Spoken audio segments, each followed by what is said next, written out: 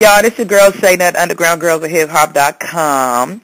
We have one of the best on-air personalities in underground hip-hop there is, Dee Vazquez. What's up? What's going on? I love that intro. She didn't pay me either, y'all. Not at all. So what's up, Dee? I mean, I've read about you and seen some of your work, and I know some of your work. You you really grind for us in hip hop. So how'd you start? I started repping for the underground. I started doing a show called Video City, and it was all about the underground artists. And I take pride in that show only because we did videos, like we shot and produced the videos for these artists. We had treatments for them, we really respected them and put them on the same platform as top 40 artists. Okay. And we interviewed them. We did the video shoot. We had the behind the scenes of the video shoot. Everything you would get from a Jay-Z or Nas. Yeah. We did for local artists out in the New York City area, and it was the best thing out. And it's still running now, and everybody still gives it props, and it still has its credibility. So I'm very proud to say I came from that. Okay. And how did you move on? To you've done. Right now you with the Drama King DJ K Play, so that's something for itself.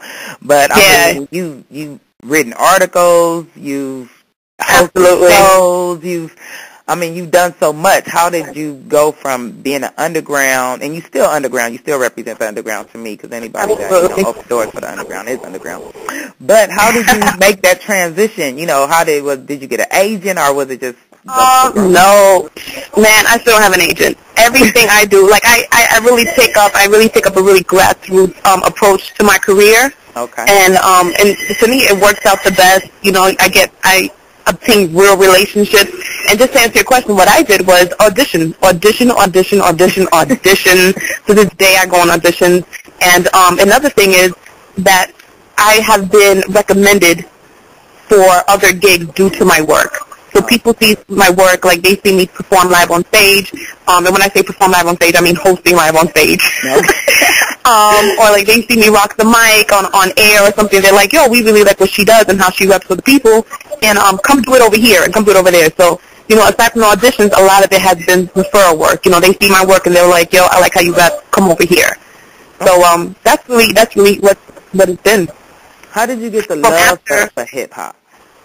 I'm sorry? How did you get the love of hip-hop, of wanting to do this, of wanting to go that way for your career? You could have done anything.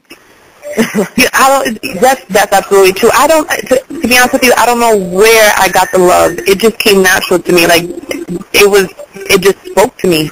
The artists were speaking stories that I knew of. I grew up in the projects. I grew up in a single-family home. Mm-hmm. Everything that was going on. You go to school and you see your best friend that she's now pregnant while she's in junior high school, and that's still your best friend. You know what I'm saying? You still going to the movies and you still talk about things that junior high schoolers go through. But at the same time, they out there and kids were having sex. So when Little Kim came out, I'm the Queen Bee and all that. I didn't understand what she was talking about, but at the same time, going on all around me. So. Yeah. It's just something that I related to in some sort of sense, and also I recognized it. It was going on in my neighborhood, it was going on in my family, with my friends, so it just spoke to me. More than any other kind of music, it just spoke to me. Okay. Being a DJ, and being around hip-hop, having the opportunity to spin a lot of records and break a lot of records, I'm sure, What do you look for in a hip-hop artist? What are your standards as far as a hip-hop artist? What makes you say, ooh, I think I want to try to help that artist, I break that artist, or, First and foremost, their story, because it's all about storytelling. I think that's why a lot of people fell in love with Biggie. They're in love with Jay, Nas, Tupac, all the greatest. Look at a Slick Rick. They are masters at storytelling. Andre 3000. It's just you have to have your own, once you have your own style to it, I don't get too much into the styles of it. I like when people are different, but once you can tell a story, once you can tell your story and somebody else's story, that's what I really look at. And then aside from that, professionalism. Where would you say the state of hip-hop is as a whole, and then we'll talk about the females? As a whole right now, I think we're in a good place. Because it reminds me of like the 80s, the 90s, when everybody was just feeling really good. You know, as far as the underground thing, that's what it feels at right now. Like you have, you have B.O.B., you have Drake, we have the Kid Daytona. You know, we have a lot of really good artists coming up right now, and they just want to have fun. You know, we have Amanda Diva repping for the ladies. We had Jean Grey for the longest time, and she's still repping for us. And these are all storytellers, and these are all people that they just have fun doing what they do. You know what I'm saying? Like, these are not people that are like, I'm trying to get the chain and I'm trying to get the big house. Like, if they were not doing this, they wouldn't breathe. Like, they wouldn't be alive. Like, this is happening to them. You know what I'm saying? That's my life support. Don't take my life support away. Right, and that's what I think that we're at now, where we're weeding out the people that are, you know, like, you have the artists that they come in to make the quick buck. What I'm happy to see now is that people are not really giving that credibility. You can respect it for the business opportunity, but you don't want to give it credibility as far as saying, yeah, this is what hip-hop is and this is what we're about. We're about representing for our people. We're about telling our stories. You know, it's so much more deeper, you know? Yeah, than just... So that's what I feel like we're at now. I feel like we're in a transitional phase where, you know, it's all about big business, and everybody was like, you know, with the glittery suits and the big cars, but now I think we're really trying to get more to, like, the organic... Side, the corporate side of it. Right. You know, it will always be there. But I think now is more of the companies against the artists. And I kind of like that. You know what I'm saying? Because they're two, it's like, you know, the opposites attract. And it's like we have to respect the opposites. You know, the suits are the suits and the artists are the artists. The artists don't necessarily have to be the suits. Exactly. You know, it's always great when an artist can understand where the suit is coming from and can work with them and can be successful monetary-wise, but you don't have to actually be a suit. You know, you be the artist and you be creative, respect the suit and respect what's going on as far as business is concerned.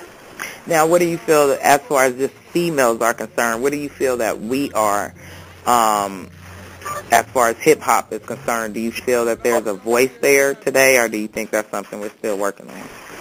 We're still working on it. Definitely still working on it. I am so grateful to Jean Grey, just because, like, I really take music seriously. I feel like if music wasn't around, then, you know, obviously I wouldn't have a job, because this is what I do. I rep for musicians. A whole bunch of people wouldn't have a job. And then who would be telling our stories? Like, I'm not the best at rapping, you know, at all. You know what I'm saying? So, and I enjoy it, you know. I enjoy to hear it. I enjoy to have that poetry sung along with the beat. I love all that, and someone needs to tell my story, and I think Jean Grey does an awesome job at that, and I'm happy that she's still around and she's still repping for us as a woman. And then I see someone like Amanda Diva, and I think she has so much potential to become a really great artist, because she's making it fun. You know, she's making it fun again, and she doesn't really have to, like she says, on one of her lyrics, I have to put my titties out. You know what I'm saying? No, you don't have to. You know, she has a master's, and even with a master's, she's not this, you know, this book nerd that's like, no, this is wrong, this is right. She's having fun, and she has an education, and she's cultured, and she just shows a complete kind of image of a woman. And I think Jean does that. I think Amanda Diva does that. And just that we have these two women, I know there's plenty much more. I know we have Luna B out there. We have Adonis out there. You know, we have Titanic. You know, there's so many women out there that are really repping, and I love it. And it's just about getting them a little bit more exposure, putting them more out to the forefront. And that was going to be my next question. What do you think is necessary? Is the exposure? Because I meet with a lot of guys as well as women, and you know, and they don't know of these females. And then when I tell them about them, they're totally shocked. And they're like, "God, she hot!" Like you know, you have to find them. You know, you have to really dig deep, and that's the reason why we created Underground Girls of Hip Hop as well, because we didn't want you to have to dig that deep. Right, exactly. And then another thing is that you don't have to dig that deep, because you're doing your job. You know what I'm saying? Now, for the other people, you putting people on because you do your job, and you get your music, you find your music, and now what you're doing, you're becoming a platform for other people that if you don't know, and these men should be out there doing their job. Look for other female. Like, it's how one-sided is that you're going to have a man tell a woman's story? Absolutely. You can't do it. You know what I'm saying? And, you know, ever since I've been rocking with Slay, you know, all these rappers have come up to the show, and I'm like, you know, all of this is cool. Like, I can do the whole head nodding to the MOP, and I could do the whole mean mug. And sometimes you want to get a little gully. Even us ladies like to feel like, you know, we got a little gangster on sometimes, you know what I'm saying? And at the same time, time, like, we like to dance, and at the same time, I want to hear a show that I can relate to. I want to know a little bit more about the man, like you as a man. Why do you make the decisions you make, or why do you call women out of their name, or why? Give me those records. You know what I'm saying? Like the why, the once in a lifetime. So you're out there, you're contributing to hip hop constantly, and we definitely love that at Underground Girls of Hip Hop. Thank you. We appreciate what you're doing. We look forward to talking to you soon in the future. Any award shows coming up? Absolutely. Well, I know that they have the Underground Music Award show, and I hosted the past 2 years, and so we'll see. Maybe I'll stop by this year. Maybe they might call me again. Like, yeah. So stay tuned for that one. But yeah.